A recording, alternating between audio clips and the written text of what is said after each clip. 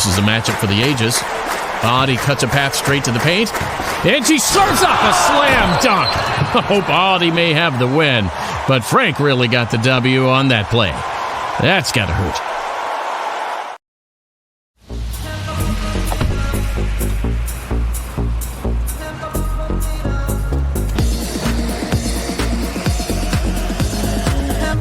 Cyclone fans know it's worth the hype. Unleaded 88 is cheaper, cleaner, and greener than regular unleaded. Plus, it's renewable and grown by farmers, making Unleaded 88 the clear choice at the pump and totally worth the hype. Pump it up with Unleaded 88. Chris Williams, Brent Blum, from the Wild Rose Casino Studio. It's Williams and Blum, presented by Mechdyne, on the Cyclone Fanatic Podcast Network. What is up? Championship on the line. Saturday, 11 o'clock. Williams and Blum, your little preview podcast. And I'm assuming so many of you are listening to this on your way to the Big D. And I do mean Dallas. That's right. Quote the great Mark Chestnut, the iconic Mark Chestnut. Here's a little tip for you. When you're done with this Williams and Blum podcast, you go to your Apple Music, your Spotify, whatever, pull up the Mark Chestnut greatest hits. That'll kill off a lot of time on your way down to the that would give me about 45 seconds. Oh, F you. Be about it. We are so excited to get to Arlington. We are recording this midday on Thursday. We talk about this a lot, but this really is the best time you've ever been an Iowa State fan. Like, there's no doubt about it. I was soaking that in at Hilton Coliseum on Wednesday night. It's just like, you just beat this top 5 team and like nobody really even reacted to it. It's like you just like expected. The real quick stat, because I had the exact same reaction. Iowa State did not beat a top 10 team in Hilton C-Dub from February 2005 to February 2012. 7 years. And then I think that's TJ's now 12th win against a top 10 team. I mean, it's just insanity. It's become so normalized, which is great, but it's always nice to step back too. The press conference after the game, like, there wasn't really any, it was kind of like, it's like, yeah, easy. It was like he was just doing a podcast, just chilling, sipping a cup of coffee. Good times, y'all. Good times. All right, so we couldn't do any of our coverage without our great sponsors, and we've got 4 of them that are basically funding our coverage for the Iowa State football postseason. So that will be the bowl game, playoff, whatever. So I want to thank our friends, of course, at Fairway Meat and Grocery. You saw their beautiful Audie Crooks ad. How cool is that? Awesome. I might have well done. Might have connected those dots. Well done. Thank you. Because they did a great job promoting her, and she's a great ambassador for the best. Fairway. Our friends at Iowa Corn as well. Pump it up. Pump it up. My 6-year-old now, every time he hears that song, he's like, "Oh yeah, Unleaded 88." Advertising. Well, advertising's working. Yes. Central States Roofing. These guys have been awesome supporting us over the last year or so, and they're really cool people too. Blum, I need to get you in touch with these guys over at Central States Roofing. I did tell my friend Ryan over there that we'd go out and have some beers with him. There we go. So that's happening. Central States Roofing, I want you to check out their website, csroofing.com. Big into commercial roofing. They are a major player in the Des Moines, Ames, Fort Dodge, really all of Central Iowa. Give your business the best and get the durability you deserve. All that good stuff. Their toll-free number is 1-800-244-9133. If you are out there and your business needs a new roof, 1-800-244-9133 at Central States Roofing. And then, of course, another longtime partner of ours here at Cyclone Fanatic, Carl Auto Group. These guys love stepping up to the plate for us and helping us with our coverage of the Cyclones in the postseason. We got a red tag sale going on right now, folks. We have a red tag sale. Red alert. If it's got a red tag on it, it must go. Red tag sales going on in Ankeny, Stewart, Sorry City, Webster City, Marshalltown, and Glidden. CarlAuto.com. CarlAuto.com. We should have like a Where's Waldo thing if you see the Cyclone Fanatic Silverado, where we do something. I freaking love that truck. I'm never going away from a Chevy ever again. I've had other before, never going away. All right, it is time for the Big 12 Championship preview. Hit it, Aiden. It's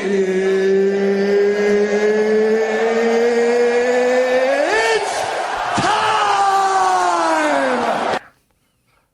Can we start doing that with the show? I mean, I'm all teed up now. I mean, there's just no other way. There's no other way about it. I've never had a better couple days of my life. Let's go, everybody. Who needs sleep? No, Nope. You're never gonna get it. Who needs sleep? Me. Tell me what's that for? Who's that? Bare Naked Ladies? I'm singing there. One more time, Aiden. I gotta hear it. It just fires me up. One more time.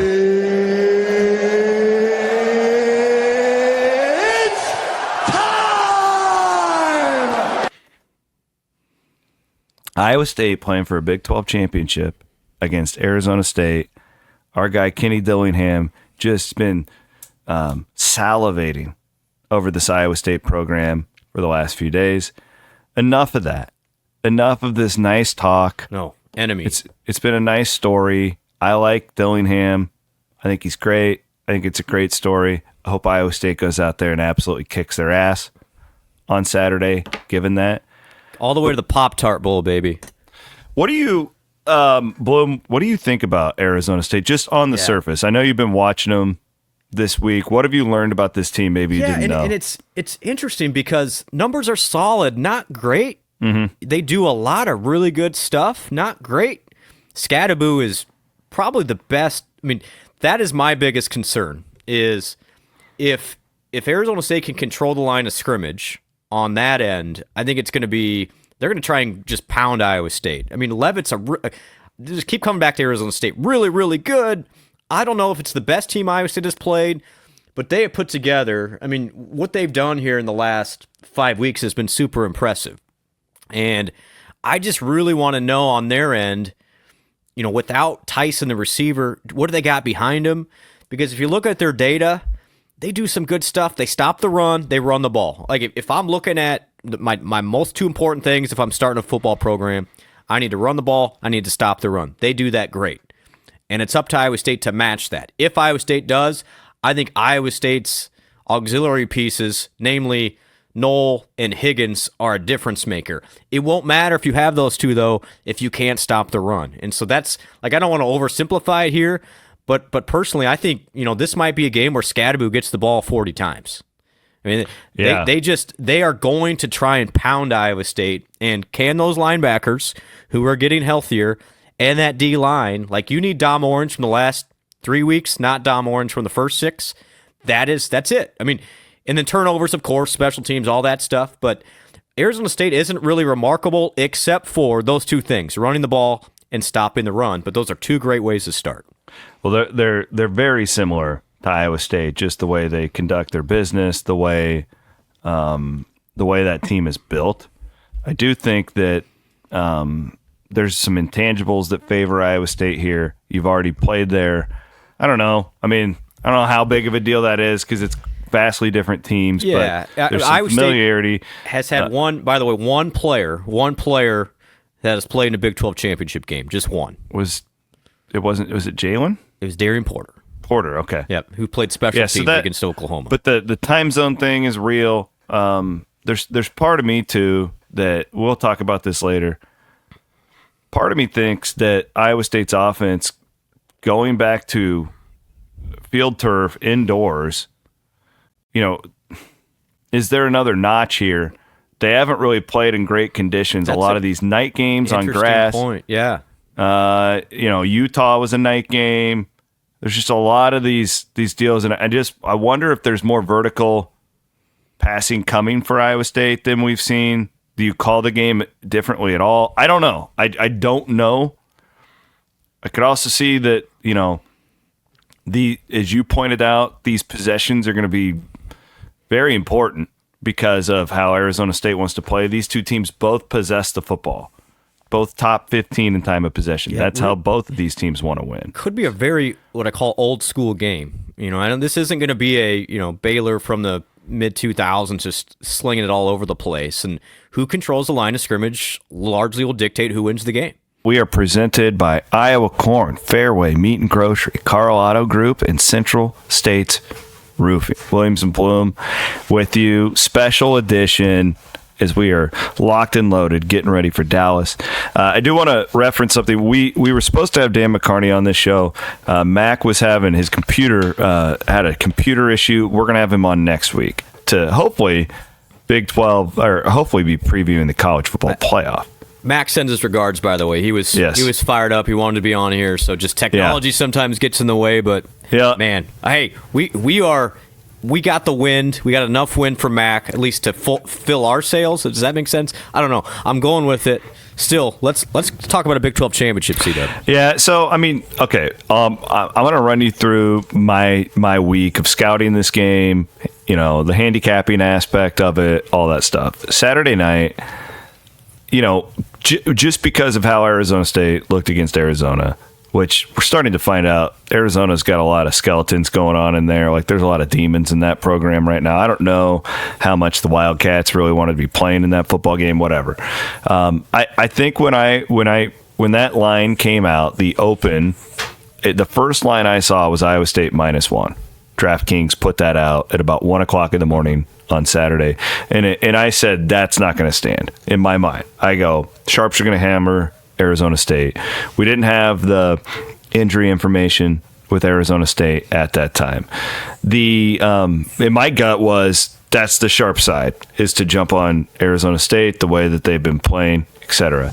I actually think the sharp side now is on Iowa State. It really feels like it for some of the reasons that we listed earlier defensively for Iowa State. But I also think when you really break this down, I mentioned the intangibles, kick time, the fact that Campbell's programs is so much more established than Dillingham's at this point. Similar type of talent on the rosters. I think Iowa State has the more talented roster. I think if you had to stack it up, scholarship 85 for 85. And most importantly, it does feel like this Iowa State team kind of has a new lease on life. As far as I go, like you lose the two, now you bounce back, and I don't think that they've played their best game yet. And I'm just wondering, as I've mentioned, with the offense and the field conditions and just everything, could this be it? Could this be it? Like, this is as healthy as the defense has been for a while. We'll see about Verdon. Can you get him back? Do you know anything on that? Because that'd be huge if you can get Malik back. I'm good with 19, but I'd rather have Malik. Yeah, he's going to try and go, but I don't know. Don't plan on him. I would say very, very game time oriented. But anyway, I think I went to bed on Saturday very happy with a trip to Dallas. I think I went to bed on Monday expecting Iowa State to win the game. And you know me, the audience doesn't know this side of me. I am very pessimistic about my teams. Okay? You guys don't see it. I don't do the bullshit like reverse psychology, like, I don't want to disappoint myself. I don't do any of that. I just tell you who I think is going to win the game. And that's kind of where I've landed here with Iowa State. I truly think they're going to win the football game, and it's because of the matchup aspects of this that we can continue to get into here. I also like Iowa State's edge at quarterback. Levitt's good. There's no doubt. The redshirt freshman over there, he's transferred from Michigan State. Yep. He 21-5 touchdown interception ratio, takes really good care of the football. But the fact that Rocco struggled so much in that game against Kansas State, he has small hands. I think it could be weather related. I do, and I'm really interested to see Iowa State's passing attack on Saturday. Yeah, and me too. So a couple things I wanted to note here. Leavitt did not play against Cincinnati. Okay, so they lost that game 24-14. He did not play in that game. So we talked about a little bit about Sunday that, the defense that Cincinnati runs similar to Iowa State. Well, Leavitt hasn't even seen it. He didn't play in the game. So you can take that a couple ways. One, I guess for Arizona State, well, we would have won that game if we had Leavitt. But I'm looking at it as he hasn't seen this defense before. There's some teams who run similar defenses, but not quite like Iowa State. And then when I look at Arizona State, the reason that gives me confidence, particularly in that passing attack for the Cyclones, Arizona State has a good defensive line against the run. I think they're 95th in sacks and 94th in tackles for loss. What does that tell you? They don't get a lot of pressure. Now, that's not to say that they won't get pressure in Iowa State, but my feeling is if Rocco has time with the weapons that he has in Higgins and Knoll, they're going to get open eventually, especially on that turf. I just think Iowa State's got a couple more weapons than Arizona State. So if you can contain the run, I think Iowa State's going to be okay defensively. And then passing-wise, I just think there's a real opportunity for Iowa State to push the ball down the field. I agree with you. I thought Utah was Iowa State's best game offensively against a really good Utah defense. I think this Arizona State team is similar defensively. Really curious how they attack and how they game plan for Iowa State's two weapons. It's just a wild card that they probably haven't seen yet. I mean, Arizona had one good receiver, but Iowa State's two over 1,000. It's just really hard to game plan for a secondary that's good. But again, I'm not saying they're elite. I agree. I mean, I have to watch myself sometimes. Like, man, I look at this thing. I'm like, I think Iowa State has a lot of advantages here, and so I'm going to bank on that. The other aspect, and Jeff Woody did a good job of breaking this down with Grant Mahoney this week, is the special teams aspect of this football game. It wasn't very long ago where Kenny Dillingham was recruiting kickers. That's right. In the middle of the year. They've been really iffy as far as that goes. The new guy, I believe, is 1 for 3 on field goals since he has come in. And these championship games, man, like you're looking at a deal where this thing is picked under 50 points, point spread of less than a field goal, could be a factor. That could be. And listen, our guy hasn't exactly been, Morton Anderson lately either. No. So, who has the edge there? Well, I mean, I think Iowa State does because there's been more consistency, but the don't overlook special teams when it comes to this game. Again, the conditions are perfect in the dome. Like, they're perfect. So that'll help special teams as well. Yeah, I think it's interesting because if you stack up, talent for talent, athlete for athlete, generally when you're on that turf, your team with the better speed has more success. I wouldn't call Arizona State uber skilled on the outside, especially without Tyson. It's just really interesting. I'm looking at the game that Arizona State beat K-State. Clearly its best win of the year. I mean, they went into Manhattan, won by 10, won convincingly. But I'm looking at this C-Dub. Tyson had 12 catches, 176, and 2 touchdowns. Okay. Skattebo had 25 carries for 70 yards. I think Iowa State and K-State are pretty similar. I just feel comfortable with Iowa State's ability to stop the run and Skattebo enough to make them throw. And so the mystery is, do they have somebody else? Which they might. I don't know. That's the mystery. Yeah, they're not just going to not replace him. Right? They still have receivers. Yeah. But what I like about it, and this is what I keep falling back on, and you tell me if I'm being too homerish. I don't think I am. Is I just love Iowa State's corners. Like, agreed. Throw whoever out there at this point is my point. Like, I'd be way more nervous about like a deadly tight end or a running quarterback than whatever your reserve wide receiver is. I completely agree. And so for me, it's stopping the run, and then Rocco has to play a really clean game. I mean, Avery Johnson threw 2 picks against these guys, and it was game over. Like, you can't have that. I mean, how many near interceptions? Are you worried about that with Rocco? Yes, I think it has to be a concern that 100%. Rocco's thrown all these pick sixes and was under 50% last week. I mean, he's got to be better for Iowa State to win this. He does, but the why I'm encouraged, as I mentioned just 5 minutes ago, they just don't get a lot of pressure on the quarterback, at least stat-wise. Now, again, I haven't seen every single snap that they've played, so usually you could run the numbers. When Rocco has been pretty good when he's been clean and has time, and if you give him time, I think Higgins and Knoll can find separation. And I mean, again, this is still a pick'em game. There's no question. But more and more I look at it, and then just being up there this week, this moment I don't think is going to be too big for Iowa State. They've been up against it for 3 weeks. Like, they are used to this. To me, it's now, all right, now it's here. Let's go win the thing rather than, oh my gosh, what could happen if we don't? Type of attitude. As far as the moment being too big, that's one of the intangibles where I like Iowa State. It's just they're so experienced. You know, there's so many. Even the young guys, it feels like have played a ton. Yeah. And Rocco's young, but God, like, he's one of the most mature guys in the Big 12. Really, like Let's talk Skattebo, because this is a guy. This has a Caleb Johnson type feel to it, except they have a much more competent passing attack than Iowa did. But that type of a running back, I'm probably going to have him on my Heisman ballot. Probably not. I haven't filled it out yet, but I think that you want to talk about most outstanding. You know, a guy who can just take a moment and make it his, regardless of what is going on around him. Cam Skattebo can do that.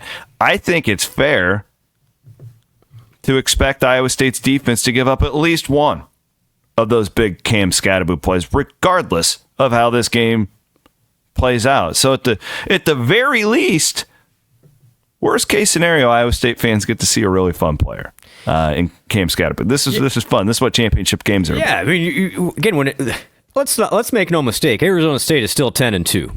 Right, and they've won 5 games in a row, and Skattebo has been awesome. I mean, you look at his numbers against some really good defenses. C-Dub, 260 against Mississippi State, 180 against Kansas, 160 against Utah, 150 Oklahoma State, 180 against He's Arizona. doing it against everyone. It's everybody, and even BYU, he ran for 147. Now they gave him the ball 28 times. How many carries will he get? I mean, I'm putting that over/under at 25, which is in this era of college football, that is a massive amount of carries. And if I'm them, I'm ultra conservative early. The thing about Leavitt, he's been good. C-Dub, he's only 19 years old. And again, age isn't everything. You know, this is a big time moment for that guy. I think Rocco's dealt with a little bit more. Again, nothing against Leavitt, you know, but I'm looking at them. He goes on the road and beats K-State. He beats Arizona, but that game was not in question. BYU came down the wire-ish. I just think Rocco's been in these moments a little bit more with his back against the wall. I feel better with Rocco under center than I would with Leavitt at this point. The Kansas State game, when they go up to Manhattan and win it the way that they did, was maybe the most surprising Big 12 game of the year. Yes, for me, I was shocked. I thought that Chris Kleiman's team would bury them at that point. And I think that's when we all said they're for real. That you mentioned Leavitt, and so all sorts of tentacles here to this storyline based off of what Dillingham said this week about how Tyson Veit hooked him up with Matt Campbell, and then when he was a guy at Auburn, and he comes and he studies at Iowa State, and he's learning about the process and all that good stuff. The fact is that Arizona State's disappointing loss this year was against who? Cincinnati. And Iowa State's defense, which it's not identical, it's close by any means, but it's close. And that is another matchup thing for Iowa State that I like. It does feel like Leavitt is probably going to get some new coverages and see some things, especially because Iowa State can go one-on-one on the corners. That's the key. And that's why this wide receiver being gone is such a big deal. You got it. Iowa State singles up on the outside, and you can get really funky with that young quarterback. Real goofy. And then one thing I'm keeping an eye on, Skattebo is, again, great with the ball. He's been elite out of the backfield as well, catching the ball.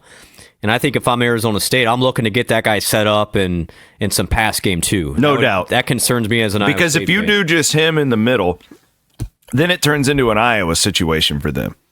Right. And that's when Haycock's feasts. Really good. Yeah. And then quite honestly, Iowa State's been really good the last 3 weeks at tackling. It wasn't in the Kansas game. It wasn't in the Texas Tech game. Like, you got to tackle this guy. He will do what he can to grind out yards and keep first downs alive. And I think it's going to be interesting. I think Dillingham's an aggressive guy. 4th and short. Arizona State going for it. Matt's been aggressive this year more so than he has been. These possession downs are going to be critical. But back to the intangibles, just the crowd-wise seat-up, there's going to be 25,000, 30,000 Iowa State fans. Probably 15,000 Arizona State fans. I think the crowd will be a pro-Iowa State, and momentum and all that stuff all plays a factor here. Let's talk about the other side of this, because Iowa State doesn't hold every advantage. No, for sure. In the football game. And I want to make sure that we're not by any means trying to give equal coverage to Arizona State here. This is CycloneFanatic.com, for crying out loud. Where are you concerned, I guess? Because the first of all, to me, was the ball security thing. Yes.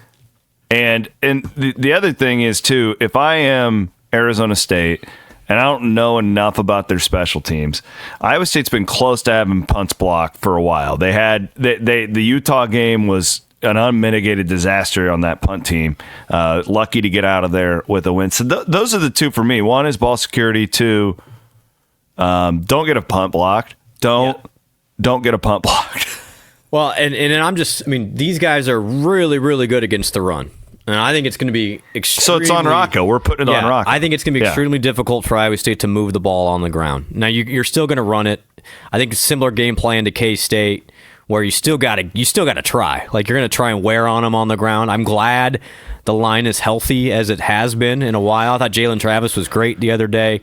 But what concerns me, C-Dub, you get in third and long against these guys, it doesn't matter if you have Rocco and Jalen and Jaden and whoever else. That's tough. And so I am very concerned about the turnovers and getting these obvious passing situations. And even a bad defense like Kansas made Iowa State pay at times because Iowa State got behind the chains.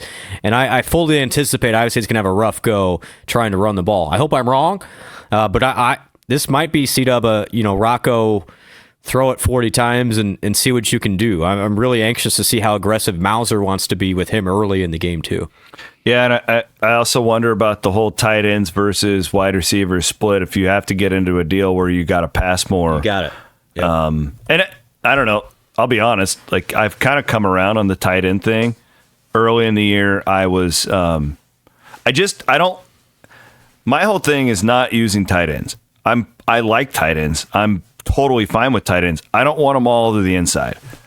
Yeah. When you're aligning Steve-O Klotz up in a diamond formation, I'm fine with it, right? Like, because I actually see the advantages there. And I think Iowa State's in a different spot now at the tight ends. Burkle has become a legitimate power 4 wide receiving threat. Yep. At the tight end spot. I think that they've evolved when it comes to that. And I don't know. I might be overthinking this. It feels like the offense is going to benefit from playing indoors to me. Because I don't necessarily know if we have seen for months now the downfield threat that Iowa State possesses, especially across the middle of the field. Go to Pro Football Focus, look at Rocco's stats to the outside compared to the inside. He's a different player.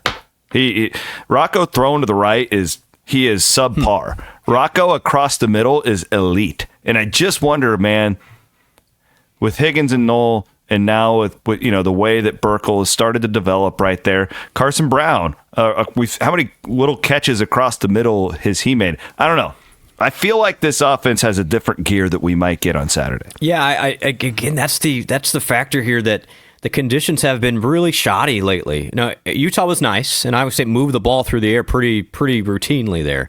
Yeah, it was tough. It was tough to throw and catch when it's 15 degrees outside. And so I think you're going to see a different-looking Iowa State offense. However, C-Dub, these guys top 20 in the nation in interceptions. And so that's where don't screw around. You can get too greedy. You can get too greedy here. And it's okay to punt sometimes. It is. And that's where I really curious Matt's philosophy here of, Is it the aggressive Matt we've seen the last 3 weeks, or is it, hey, I trust my defense against this Arizona State offense, especially if I can contain the run game? I don't know. I mean, there's so many dynamics that you won't really know for sure until that first half when you can see how each team approaches it. But I'm excited, man. I think, if you give me a team to play, nothing against Arizona State, but this isn't Oklahoma from 4 years ago. I mean, I think, everything is on the table for this Iowa State team in this game. You do not feel like you're a significant underdog at all. In fact, this is a toss-up game, and I think Iowa State's vibes are really good entering. I just do. Just being up there, it just seems like Iowa State is in a good spot to go down there and play really well. I'm with you. They have not played a complete game yet, other than Utah, but Utah almost was catastrophic with some of the errors. You play a clean game, you don't turn the ball over. I think Iowa State has enough here, and I'm super pumped to watch it. You get out of here. When we come back, I'm going to do a little bit of a State of the Nation monologue, little TED Talk for Iowa State fans when we come back, because we talk about it, but I want to put it into perspective, like how special these times are, how we should really just enjoy this and sit back and do that. Bloom, you like the Clones to win. I know I like the Clones to win. I want to thank our presenting sponsors of all of our postseason coverage: Carl Auto Group, Central States Roofing, Fairway Meat and Grocery, and Iowa Corn. We'll be back with that coming up next here as we continue our Big 12 Championship preview show on Cyclone Fanatic. All right, guys, welcome back. Bloom is out. I am back in and want to talk about the overall state of the Big 12, where Iowa State sits in it, and why this is the greatest time in history to be an Iowa State fan, and honestly, why I don't think it's going to change. I still think there's time to buy stock if you're an Iowa State fan, and we'll tell you about that. Because it's a scary world out there with all the NIL stuff. It really just so much unknown, right? Like we don't even know what you're legally going to be able to spend and how it's going to be set up. Like nobody knows any of this stuff. But I've been watching all the playoff stuff. Been watching Brett Yormark. The athletic directors are going at each other. Everybody's ticked off about the playoff. Everybody other than the Big Ten, it feels like, is mad. And I have good news and bad news. Start with the bad. I don't think this is going to change for the Big 12. I think the Big 12 is primarily in this setup going to be a one-bid league. And I've been saying that since July. Ruffled a lot of feathers. I'm going to keep saying it, though, because that's what I believe.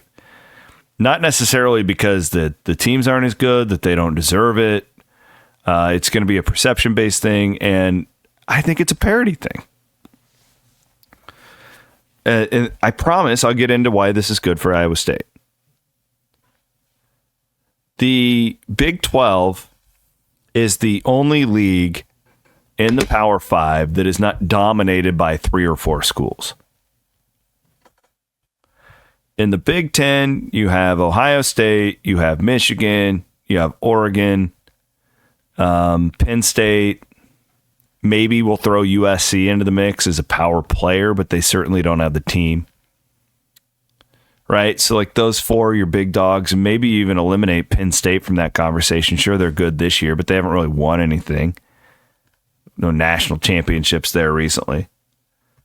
The SEC, you have, of course, Georgia, Alabama, Texas this year. You have your stalwarts. LSU will be back at some point. But these leagues have all been so top heavy that there's going to be a team that guaranteed is going to be right around undefeated, flexing its muscles, and going to have the perception of being a national title contender team. In the ACC, you've got Florida State has won a national championship. Clemson has won a national championship. SMU just has had a really good year, and they only have 1 loss. So that's why they are where they are right now. But I think they'll be good. I don't know if they'll be there every year. But you see what I'm saying? Like that, where you got these, that's what these conferences all have and have really ever been. Go back to the Big 8. It was Nebraska and Oklahoma, right? Like the old Big 10. It was Ohio State and Michigan. The old Pac-12. Washington and USC. Okay, so like this isn't different. It's just now the leagues are bigger and there's more of those elite type teams. What's the difference with the Big 12? You don't have one of those teams. You don't have one. You have all the teams that nobody else wanted and they got together and said, let's make the best of this. Harsh, but true. That's why it's good for Iowa State. Because for me, I would rather be the guy who lives in a middle-class neighborhood where I drive the same size truck as my neighbor, where I'm not trying to like constantly like, oh, I don't need more. I don't need bigger. Sure, I mean, if Iowa State got an invite to the Big Ten, you're damn right we'd go. But it ain't happening. It's not going to happen. So I'm working in reality here. And the reality is that when everybody in your neighborhood has the same size house, when you all make the same amount of money, same size truck in your front yard, it leads to more parity. You're going to have more 2-loss teams playing in a championship game when you're the Big 12 every year.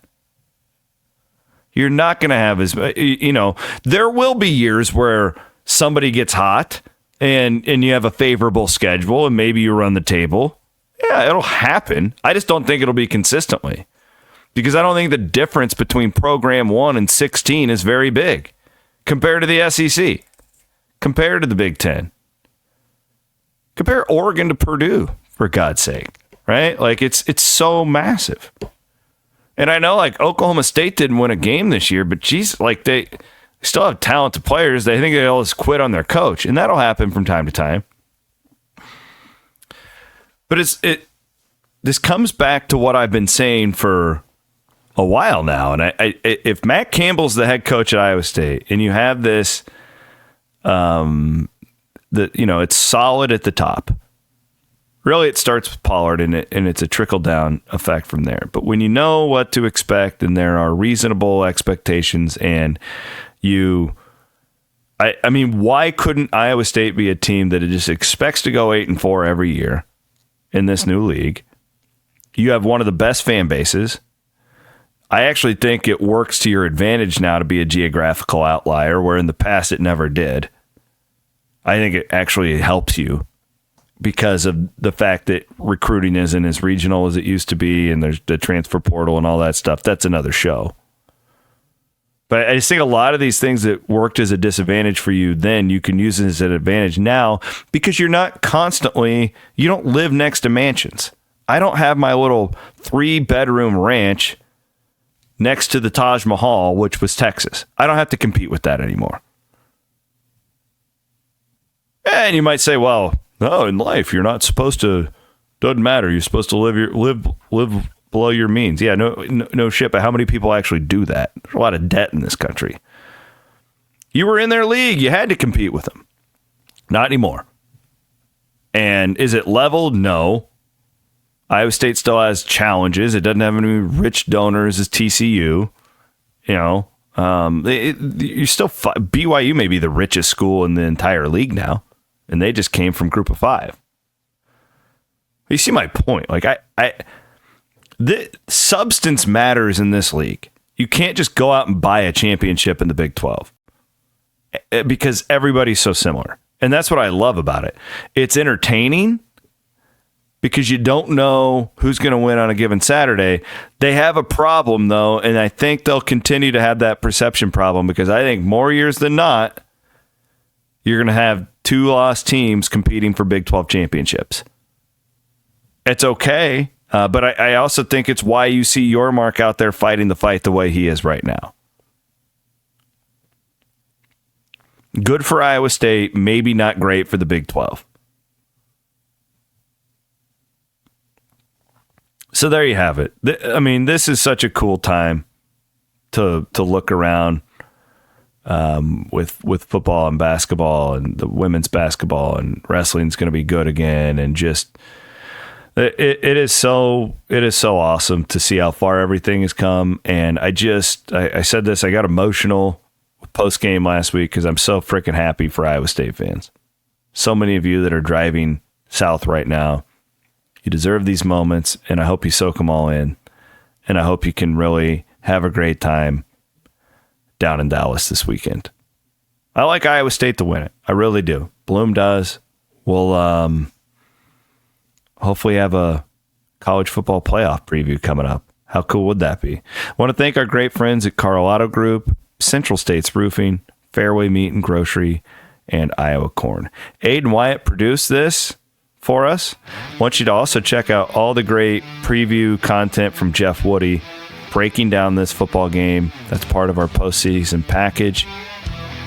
The Cyclones are playing Arizona State for the Big 12 Championship. Saturday, 11 o'clock. We'll be back with Williams and Blum on Sunday night. I will be live at halftime, live post-game, all across the Cyclone Fanatic Podcast Network on X, Instagram, Facebook, YouTube, and wherever you find your podcasts. For Brent Blum, I'm Chris Williams. Have a safe drive down to Dallas.